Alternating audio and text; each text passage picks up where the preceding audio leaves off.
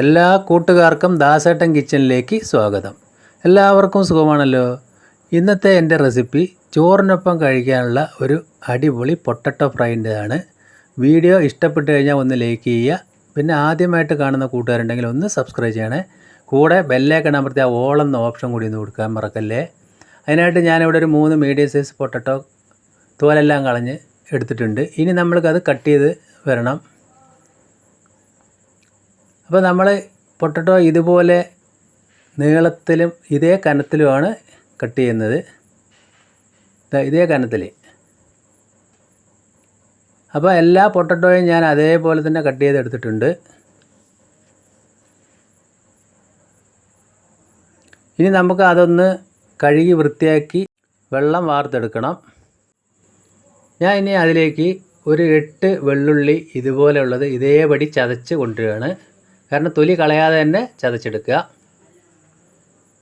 അപ്പോൾ ഒരു fry pan അടുപ്പത്ത് വെച്ചിട്ടുണ്ട്. അതിലേക്ക് ഒരു 3 സ്പൂൺ ഓയിലാണ് ഒഴിച്ചു കൊടുത്തിരിക്കുന്നത്.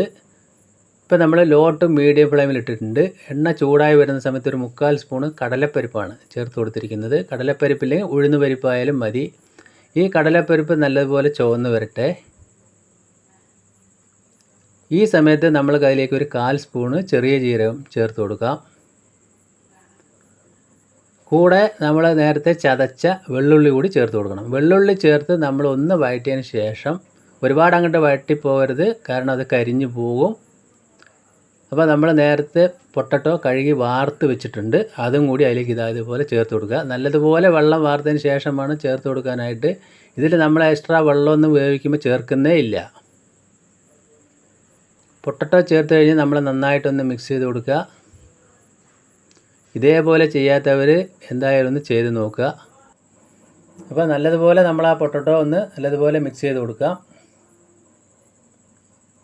ഇനി അതിലേക്ക് നമ്മൾ ഉപ്പിട്ട് കൊടുക്കണം. അപ്പോൾ ഞാനിവിടെ ആവശ്യത്തിനുള്ള പൊടിയുപ്പാണ് ചേർത്ത് കൊടുത്തിരിക്കുന്നത്. ഇതേപോലെ ചേർത്ത് കൊടുക്കുക. അപ്പോൾ നമ്മൾ ആ ഉപ്പിലും എണ്ണയിലും ആണ് ഇത് വേവുന്നത്. ഉപ്പിട്ടതിന് ശേഷം നല്ലതുപോലെ മിക്സ് ചെയ്യുക.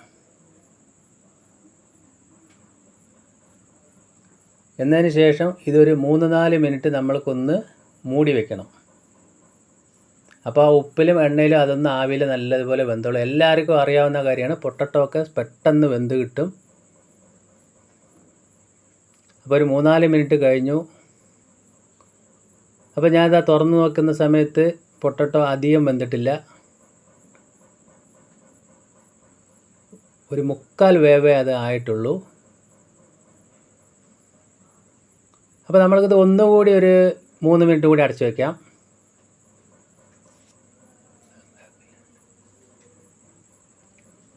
മൂന്ന് മിനിറ്റ് കഴിഞ്ഞപ്പോൾ ഏകദേശം ഇതാ ഒരുവിധം വെന്ത് കിട്ടിയിട്ടുണ്ട്. ഇനി അതിലേക്ക് നമ്മൾ പൊടികൾ ചേർത്ത് കൊടുക്കണം. ഈ സമയം തീ ലോ ഫ്ലെയിമിലേക്ക് മാറ്റിയിട്ടുണ്ട്. മുളക് പൊടി 3/4 സ്പൂണ്, 1/4 സ്പൂണ് മഞ്ഞൾപ്പൊടി, 1/2 സ്പൂണ് ഗരം മസാല, ഇത്രയും ചേർത്ത് കൊടുത്തിട്ട് നല്ലതുപോലെ മിക്സ് ചെയ്യുക. ഈ സമയം ലോ ഫ്ലെയിമിൽ തന്നെ ഇടണം.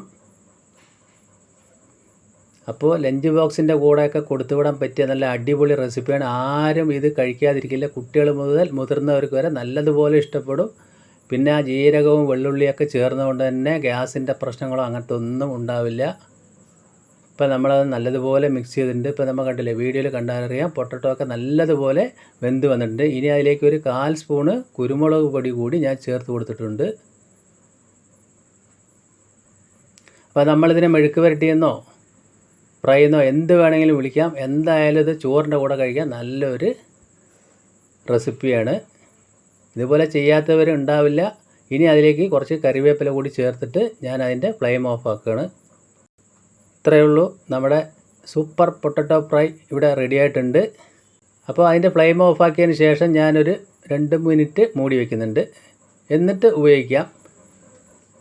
അപ്പോൾ 2 മിനിറ്റ് കഴിഞ്ഞതിന് ശേഷം ഇതാ തുറന്ന് നോക്കിയപ്പോൾ നല്ല കണ്ടീഷനായിട്ട് വന്നിട്ടുണ്ട്. അപ്പോൾ എന്തായാലും നിങ്ങൾ ഇതുപോലെ ഒന്ന് ട്രൈ ചെയ്ത് നോക്കുക. ഞാനത് വേറൊരു പാത്രത്തിലേക്ക് പകർത്തുന്നുണ്ട്. അപ്പോൾ എൻ്റെ ഈ വീഡിയോ നിങ്ങൾക്ക് എല്ലാവർക്കും ഇഷ്ടപ്പെട്ടെന്ന് കരുതുന്നു.